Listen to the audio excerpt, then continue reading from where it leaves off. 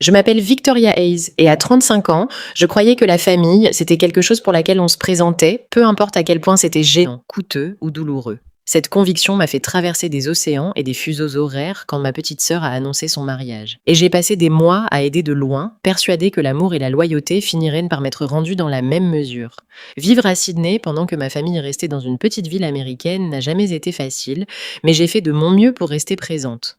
Chaque fois qu'un problème surgissait, c'était moi qui répondais au téléphone, envoyais de l'argent, proposais des solutions et réorganisais ma vie pour aider.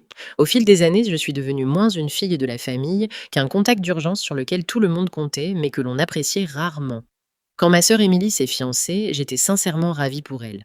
Elle m'a appelée tard un soir, riant et pleurant en même temps, en me montrant fièrement sa bague de fiançailles. Je l'ai félicitée, j'ai écouté chaque détail de la demande en mariage et j'ai immédiatement commencé à organiser mon voyage pour assister au mariage, quel qu'en soit le coût. Quelques semaines plus tard, ma mère m'a appelée pour ce qu'elle a décrit comme une petite faveur. Les prestataires du mariage exigeaient que quelqu'un ayant une bonne situation financière signe les contrats et comme j'avais le meilleur score de crédit de la famille, elle m'a demandé de l'aide. Leur faisant entièrement confiance, j'ai accepté sans imaginer que cette décision allait finir par changer ma vie. Au cours des mois suivants, j'ai signé les contrats pour la salle de réception, le traiteur, la fleuriste et le photographe. Les seuls acomptes coûtaient des milliers de dollars et les soldes restants devaient être facturés après le mariage. Tout le monde m'assurait que ce n'était qu'une simple formalité administrative et que la famille réglerait les paiements finaux le moment venu.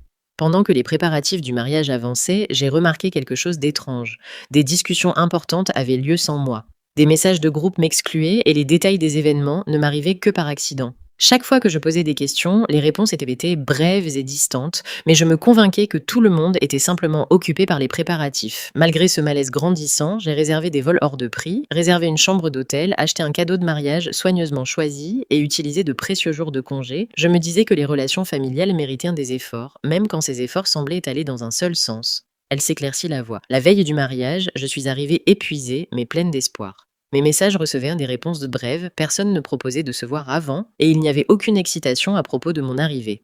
Malgré tout, je me suis soigneusement préparée pour la cérémonie, persuadée que tout serait différent une fois que je verrais tout le monde en personne. Le lieu du mariage était magnifique l'après-midi de la cérémonie. Les invités riaient ensemble, la musique flottait dans l'air et les décorations couvraient chaque recoin. En m'approchant de l'entrée avec mon cadeau, j'imaginais enfin partager un jour spécial avec les gens que j'aimais. Au lieu de cela, ma mère s'est placée directement devant moi et a bloqué l'entrée. Sans même me saluer ni me demander comment s'était passé mon voyage, elle m'a informé calmement que je devais partir. Confuse et choquée, j'ai d'abord cru à une erreur, mais son expression rendait les choses limpides. Quand je lui ai rappelé que j'étais la sœur d'Émilie et que j'avais traversé la moitié du monde pour être là, elle m'a répondu avec une froide indifférence. Puis, devant un autre invité, elle m'a présentée comme une parente éloignée plutôt que comme sa fille. À cet instant, j'ai compris que cette exclusion avait été planifiée bien avant mon arrivée. La trahison m'a fait plus mal que je ne saurais le décrire correctement. J'avais investi mon temps, mon argent et mon cœur pour soutenir ce mariage, et pourtant on me traitait comme une inconnue. Debout devant ses portes, j'ai enfin compris que le problème n'avait jamais été la distance. C'était que je n'avais jamais compté à leurs yeux autant qu'ils comptaient aux miens. Plutôt que de faire une scène en public, j'ai déposé le cadeau près de l'entrée et je suis repartie. Chaque pas vers ma voiture me pesait, mais sous la peine se cachait une forme de clarté. Pour la première fois, j'ai arrêté d'essayer de mériter une place dans une famille qui n'avait cessé de me repousser. De retour à ma chambre d'hôtel, j'ai relu chaque contrat de mariage que j'avais signé. Les montants étaient vertigineux, avec des dizaines de milliers de dollars encore dus. Chaque facture portait mon nom, ma signature et ma responsabilité, malgré le fait que j'avais été totalement exclue de l'événement. Ce soir-là, j'ai reçu un appel d'une parente qui avait été témoin de la scène. Elle exprimait son indignation, confirmait des détails que j'ignorais et me rappelait que le lien familial ne donne à personne un accès illimité à notre générosité. Ces mots m'ont aidé à voir la situation plus clairement que jamais. Le lendemain, j'ai contacté chaque prestataire de manière professionnelle et posée. J'ai expliqué que je n'autoriserais plus aucun paiement pour un événement dont l'accès m'avait été refusé et j'ai demandé que les factures soient redirigées vers les personnes qui avaient organisé et profité du mariage. Il n'y a eu ni menace, ni dispute, ni drame, seulement une décision ferme. Elle s'éclaircit la voix.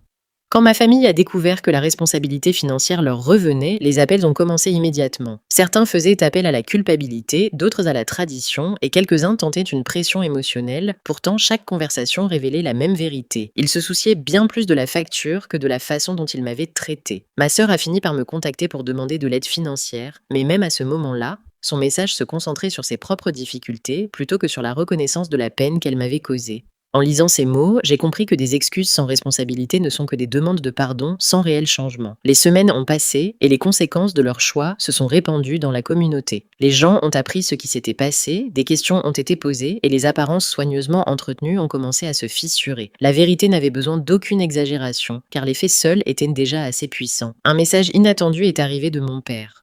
Pour la première fois depuis des années, il a admis qu'il m'avait laissé tomber et a avoué que son silence ce jour-là, au lieu de la réception, comptait parmi les plus grands regrets de sa vie. Cela n'effaçait pas le passé, mais une véritable prise de responsabilité pèse d'un poids que les excuses ne porteront jamais. Dans les mois qui ont suivi, je me suis concentrée sur ma propre reconstruction plutôt que sur la réparation de relations qui n'existaient que lorsque j'étais utile. La thérapie m'a aidé à comprendre à quel point j'avais souvent confondu le sacrifice avec l'amour et à quel point j'avais souvent accepté moins que ce que je méritais en échange d'une approbation passagère. Aujourd'hui, je repense à ce mariage non pas comme au jour où j'ai perdu ma famille, mais comme au jour où j'ai enfin reconnu ma propre valeur. Parfois, la décision la plus forte n'est pas de se battre encore plus pour une place à la table de quelqu'un d'autre, mais de construire la sienne et de s'entourer de gens réellement heureux de vous y voir. Abonnez-vous et partagez notre chaîne. Nous créons ces vidéos pour vous et votre soutien nous aide à continuer de raconter des histoires puissantes sur la famille, la vie, la résilience et le développement personnel. Environ 8 mois après le mariage, j'ai reçu un message inattendu de Margaret Caldwell. Elle m'écrivait qu'elle avait beaucoup repensé à tout ce qui s'était passé et qu'elle voulait que je sache que ce que j'avais enduré était profondément injuste. Pendant des années, j'avais attendu que quelqu'un, en dehors de mon petit cercle, reconnaisse la vérité, et lire ces mots m'a fait l'effet d'un poids qui se soulevait de mes épaules. Margaret m'a expliqué que la situation avait abîmé la confiance entre les deux familles d'une manière difficile à réparer. Bien que tout le monde reste poli en public, ce mariage n'était plus considéré comme une belle célébration, mais comme une leçon douloureuse sur l'honnêteté, la responsabilité et les conséquences de cacher la vérité. Pendant ce temps, Brooke et Garrett continuaient de suivre des séances de thérapie de couple ensemble. Le poids financier du prêt contracté pour le mariage créait du stress, mais le plus grand défi restait de reconstruire la confiance après que des secrets et des mensonges avaient éclaté si tôt dans leur mariage. Ils ont lentement commencé à comprendre que les problèmes ignorés aujourd'hui deviennent souvent les crises de demain. Un soir, presque 1 an après le mariage, Brooke m'a envoyé un autre message. Cette fois, il n'y avait aucune demande d'argent, aucune excuse et aucune discussion sur les factures. Pour la première fois, elle admettait simplement qu'elle en savait plus qu'elle n'aurait dû et qu'elle regrettait chaque jour d'être restée silencieuse. Ces excuses n'ont pas guéri instantanément la blessure, mais elles étaient sincères. Elle reconnaissait que la peur de contrarier notre mère n'avait jamais été une raison valable d'abandonner sa propre sœur. En lisant ces mots, j'ai compris que la vraie responsabilité sonne très différemment d'une excuse, parce qu'elle ne demande rien en retour. Nos conversations ont repris lentement après cela.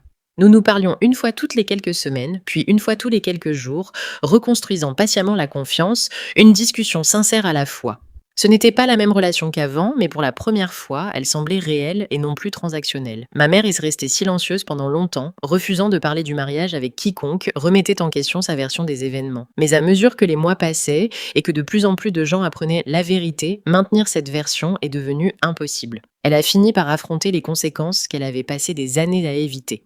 Presque 18 mois après le mariage, j'ai reçu d'elle une lettre écrite à la main. Il n'y avait ni confession spectaculaire, ni excuse parfaite, mais il y avait quelque chose que je n'avais jamais vu auparavant chez elle, de la responsabilité. Elle admettait avoir passé des années à se soucier davantage des apparences que des relations, et que la peur avait guidé bien trop de ses décisions.